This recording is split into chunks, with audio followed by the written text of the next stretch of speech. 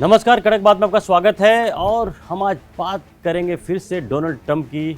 America के राष्ट्रपति ने एक ऐसा प्लान तैयार किया, पीस प्लान, जो रूस और यूक्रेन दोनों को उस पर राजी होना होगा और इसके बाद दोनों देशों के बीच जो युद्ध जो चल रहा है 3.5-4 साल से जो चल रहा है वो युद्ध बंद हो जाएगा। आइए पहले हम आपको बता दें कि इसकी शर्तें क्या है। जो एक मोटे तौर पे 28 ऐसे पॉइंट्स हैं जिसको वो किया गया है। और अगर आप इसको ठीक से अगर आप देखें तो इसमें ज़्यादातर जो बातें हैं वो वही बातें हैं जो रूस चाह रहा था, रूस की जो मांगे थी।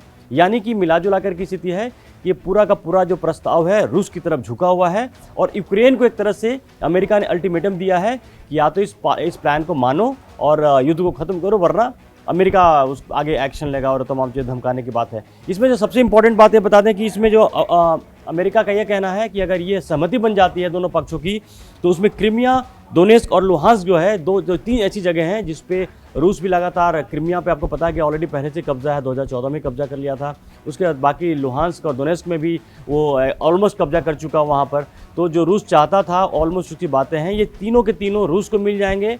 और इसके साथ ही क्या होगा कि इसका यूक्रेन का फिर से दोबारा कंस्ट्रक्शन के काम होंगे, उसमें अमेरिका हेल्प करेगा। सुरक्षा की गारंटी अमेरिका देगा और दोनों पक्षों की तरफ से जो मध्यस्थता है वो अमेरिका करेगा। इसमें बात यह है कि आप ये भी नेटो के साथ रहेगा कि नेटो अपना एक्सपेंड नहीं करेगा, उसमें कोई नया मेंबर नहीं आएगा।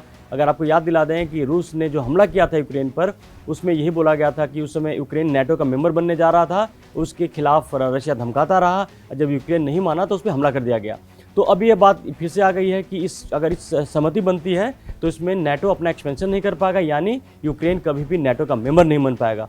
अब ये बात रही तो और मिला जुला करके स्थिति है कि जितना बचा रहेगा यूक्रेन का जो हिस्सा बचा रहेगा उसकी पूरी सुरक्षा की जाएगी, वो तमाम चीज़ें होगी। और बाकी मोटे तौर पे तो ये हम लगातार बातें करते संजय जी, मिला जुला के वही बातें हैं जो पुतिन चाहते थे, उसको डोनाल्ड ट्रंप ने अपने तरीके से सजा करके पेश कर दिया है यूक्रेन के पास, जेलेंस्की के पास।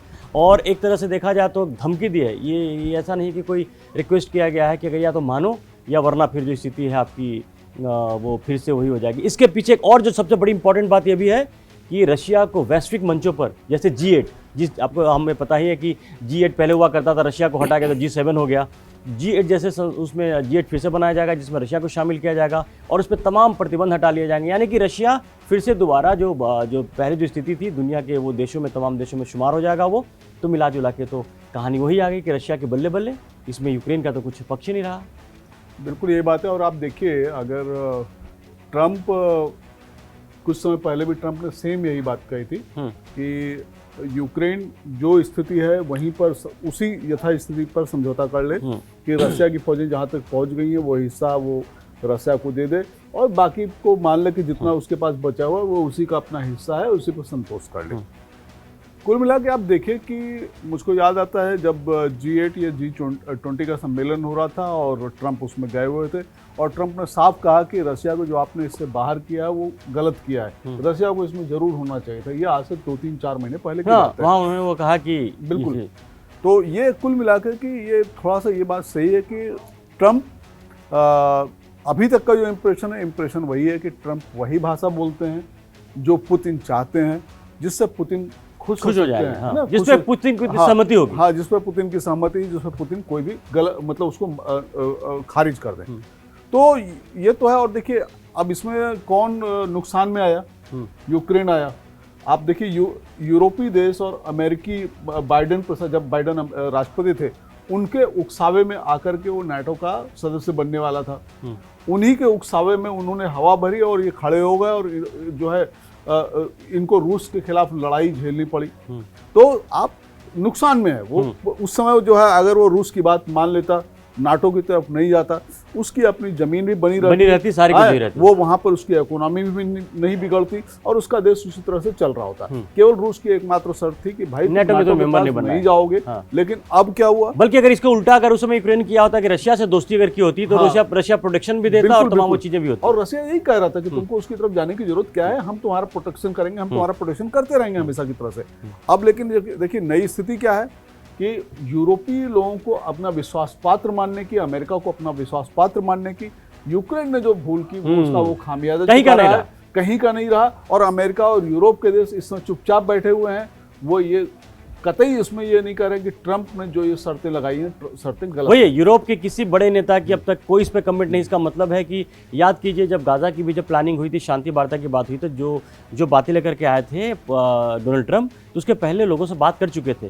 तो हम भी ये मान के चलें कि ये बाकी यूरोपीय देशों से उनकी संपर्क पहले कर चुके हैं, वो बातें कर चुके हैं, और ऑलरेडी पुतिन को तो इस बात पर कोई आपत्ति होगी नहीं कि सारी शर्तें उनके हिसाब से बनाई गई हैं। तो मिलाजुला की स्थिति होगी। अब इनके पास कोई चारा ही नहीं है कि अगर जेलेंस्की यहाँ पर अगर ये बात नहीं मानते हैं तो अमेरिका भी साथ छोड़ देगा, यूरोपीय देश भी साथ छोड़ देंगे, और उसके बाद रशिया को जो मनमानी होगा, अभी जितना हुआ हो सकता है उससे ज़्यादा इलाके पे कब्जा कर ले। और अगर वो मानते हैं तो वो जो बात है जो खो चुके हो तो खो चुके हैं। तो अब जो इनकी स्थिति कहता है ना कि सांप छूछुंदर वाली स्थिति हो गई जेलेंस्की की और यूक्रेन की, अब वो ना इधर जा सकते हैं ना उधर जाने वाली स्थिति में है। लेकिन अब सवाल ये उठता है कि क्या वो मजबूरी में मानेंगे या अपना कुछ ऐसा रास्ता निकालेंगे या ऐसी कुछ बात करेंगे जिससे ये कोई रास्ता अलग निकले, कि कोई दूसरा रास्ता नजर नहीं आता है। कि अब जब सारी बातें पुतिन के हिसाब से हो रही हैं और अगर यहाँ पर यूक्रेन पीछे अगर हटता है तो फिर पुतिन और अग्रेसिव हो जाएंगे, रशिया और हमले करेगा, फिर जेलेंस्की के पास कोई चारा और भी नहीं बचेगा। तो जो भी लगता है कि 25-30% जो कब्जा किया ज़मीन पर, हो सकता है 50% पे आ जाए वो। देखिए आप बिल्कुल सही, 2 महीने पहले 3 महीने पहले ट्रंप ने यही चीज़ दोहराई थी, और उस समय अगर आपको याद हो तो ट्रंप ने हथियारों की सप्लाई यूक्रेन के लिए रोक दी थी। पता नहीं उसके बाद कौन से ऐसी स्थितियाँ हुई कि फिर से सप्लाई होने लगी और यूक्रेन फिर से युद्ध में आ गया। लेकिन रूस के बारे में कहा जा रहा था, रूस तब तक युद्ध खत्म नहीं करेगा जब तक वो दोनेबास जो एरिया है, जो लोतेंस्क और दोनेत्स्क जो कहलाता है, इन पूरे एरियाज पे उसका कंट्रोल नहीं हो जाएगा। और रशिया बार बार कह रहा था कि ये जो 2 एरिया हैं, दोनेबास का जो पूरा एरिया है, ये कल्चरली हर तरह से वहाँ रशिया बोलने वाले ज्यादा लोग भाषा बोली जाती है, ये हमारा इलाका है, हम इसको लेकर के ही रहेंगे। और आप देखिए इसमें मतलब पुतिन का कॉन्फिडेंस देखिए, वो ट्रंप के पास बात करने जाते हैं, उसके बाद जेलेंस्की से वो समझौता वार्ता नहीं करते हैं, और इसके बावजूद अब जो सारी चीजें हो रही हैं वो वही हो रही हैं जो वो चाहते हैं। तो रशिया इसमें विन विन की पोजीशन में है, यूक्रेन इसमें बहुत ही नुकसान की स्थिति में है, और दूसरे देशों को भी ये एक उदाहरण है कि आप अगर अपने अमेरिका और यूरोप के उकसावे में आकर के आप आगा पीछे नहीं सोचोगे, तो आप कहीं के भी नहीं। और खासकर ताइवान जैसे देश को भी समझ लेना चाहिए कि जो बार बार ताइवान को अमेरिका उकसाता है और कहता है प्रोटेक्ट करेंगे, और चीन की नज़र ताइवान पर है, तो ताइवान भी युद्ध में उतरने से पहले ये सोच जरूर ले कि अमेरिका क्या करेगा नहीं करेगा। तो पूरे एग्जाम्पल है। अच्छा, इसमें संजय जी 2 बड़ी इंपॉर्टेंट बातें छुपी हुई है। देखिए, इन्होंने बड़ी चालाकी से इसको प्रस्ताव को तैयार किया गया है। इसमें एक बात ये भी, पॉइंट ये भी है कि रूस कभी भी अपने पड़ोसी देशों पे हमला नहीं करेगा, यूरोप के देशों पे हमला नहीं करेगा। यानी इस पूरे समझौते में जो यूरोप के देशों को डर लग रहा था, कई ऐसे देश थे जैसे फ्रांस, जर्मनी को ऐसा लग रहा था कि रूस उन पर भी हमला कर सकता है, तो ये पूरे प्रस्ताव में एक बात ये भी छिपी हुई है कि रूस अपने पड़ोसी पे हमला नहीं करेगा, यूरोपीय देश पे हमला नहीं करेगा। यानी यूरोप के जो बाकी देश हैं वो बच जाते हैं यहाँ पर आकर के। और अगर यहाँ पर है कि बाकी जो इसके बदले में यूक्रेन को सुरक्षा देगा अमेरिका, और अमेरिका क्या सुरक्षा देगा नहीं देगा वो तो बात की बात है। तो दिख गया वो। देखिए सीधी सी बात है कि 3 साल से यूक्रेन और रूस का युद्ध चल रहा है। इस युद्ध में रूस भी बहुत नुकसान में है। तो इस स्थिति में जब रूस नुकसान में है, वो यूरोप के किसी भी देश पर हमला करने जाएगा ही क्यों? और रूस ने कभी भी इससे पहले नहीं कहा है कि वो यूरोप के किसी देश पर हमला करने वाला है या हमला करना चाहता है। आखिरकार रूस के बहुत ढेर सारे व्यापारिक हित तो यूरोपीय देशों से जुड़े हुए हैं, उसकी गैस की लाइन पूरे यूरोप में जाती है और वहां से इससे उसको बहुत मोटा फायदा होता है। तो ये कहने वाली बात है, रूस ने कभी नहीं कहा था कि वो किसी यूरोपीय देश पर हमला कर रहा है। और आगे आने वाले समय में हो सकता है जब रूस मजबूत हो जाए, फिर से अपनी ताकत को गेन कर ले, अगर वो हमला कर ही देता है तो कौन उसको रोक लेगा। तो वही वाली बात हो गई कि यहाँ पर अब नुकसान जेलेंस्की को क्या है कि जो जेलेंस्की हर तरह से गए, क्योंकि इस समझौते में एक बात और ही है कि अगर समझौता, अगर इस पे एग्रीमेंट अगर हो जाती है दोनों पार्टियों की, तो 100 दिन के अंदर यूक्रेन में चुनाव कराया जाएगा। मतलब समझिए, आप ये बात समझिए कि जो जेलेंस्की है वो न घर के न घाट के रहे। 100 दिन के अंदर जब चुनाव होते हैं, भ्रष्टाचार के आरोप उनके ऊपर बहुत ज्यादा, भ्रष्टाचार की समझ लीजिए, और जो स्थिति यूक्रेन की हुई है, अगर 100 दिन के अंदर चुनाव होते हैं तो हर हाल में इसमें कुछ कहने की बात नहीं है और इसमें आपको कोई अनुमान लगाने की बात नहीं है। जेलेंस्की हारेंगे ही हारेंगे, यानी कि एक ही झटके में जेलेंस्की खत्म। यानी कि पूरा का पूरा जो इस तरह से ताना बाना बुना गया है, जहां पर आपको जेलेंस्की बहुत बहुत जल्द नेस्तनाबूद होते नजर आएंगे हर तरह से। वो अगर शर्त मानते हैं तब भी और ना माने तब भी, क्योंकि उनकी हालत बड़ी वो वाली होने वाली। बिल्कुल वही, जेलेंस्की अब किसी भी तरफ के नहीं रहे हैं और यूक्रेन में उनको लेकर के असंतोष लगातार बढ़ता जा रहा है। युद्ध तो उनको खत्म करना ही पड़ेगा। और ये बात देखिए, ये बात सही है कि जिसकी लाठी उसकी भैंस।